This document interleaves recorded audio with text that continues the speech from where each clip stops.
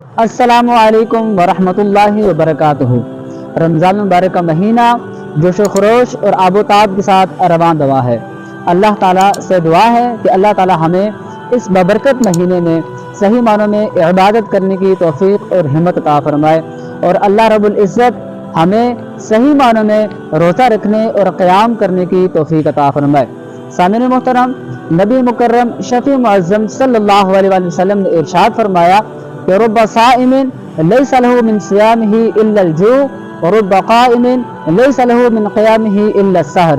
نبی مکرم شفیع معظم صلی اللہ علیہ وآلہ وسلم کا ارشاد گرامی ہے کہ کئی روزہ دار ایسے ہیں کہ ان کو اپنے روزے سے بھوک کے سوا کچھ حاصل نہیں ہوتا، اور کئی قیام کرنے والے ایسے ہیں کہ ان کو اپنے قیام سے جاگنے کے سوا کچھ حاصل نہیں ہوتا۔ تو اللہ تعالیٰ سے دعا ہے اللہ رب العزت ہمیں صحیح معنوں میں روزہ رکھنے اور قیام کرنے کی